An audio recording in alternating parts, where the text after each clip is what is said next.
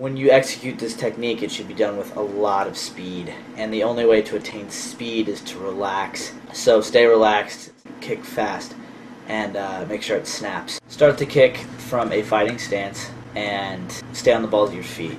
After you have kicked your target, you want to transfer the weight to your heel so you don't interrupt the momentum. Thus, you maintain speed as opposed to kicking from a flat-footed stance. Once you've spot your target, you know where it's at. You then want to spin. Keep your hands in and stay tight. Spin on the ball of your foot until you've kicked your target. When you have turned your head, your eyes should immediately find the target. As you fix your eyes on the target, keep turning your shoulders. Once your shoulders have centered in line with the target, chamber the hook kick. The chamber should be knee-high, pulled towards the chest. Knee slightly higher than the foot. Foot in line with the hip. Once your hips have come in line with the target, it is time to kick. You should execute the kick 3 to 4 inches before your target. It should snap. You should always fully extend all of your kicks. So 3 to 4 inches before your target, you want to execute the kick, extend it fully. 3 to 4 inches after the target, you want to rechamber the kick. Your hips should be turned over. I see a lot of spin hook kicks where the hips are squared and then they're really doing an outer crescent kick. That's not good. Don't do that.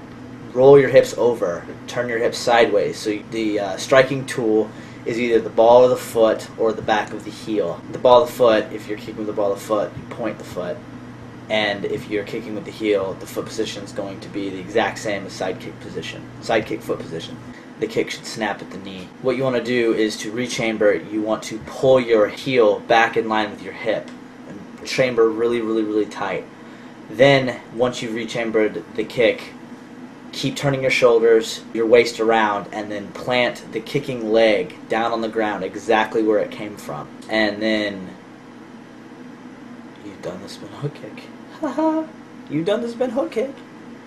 To practice this technique, walk through it slowly. Pay attention to details. Get familiar with the motion of the technique. Always look. Anytime you're spinning, twisting, anything. I'll say this, but I can't help it. It's the golden rule. Anytime you're spinning, twisting, or turning, look in the direction you're spinning. Get familiar with knowing where you are.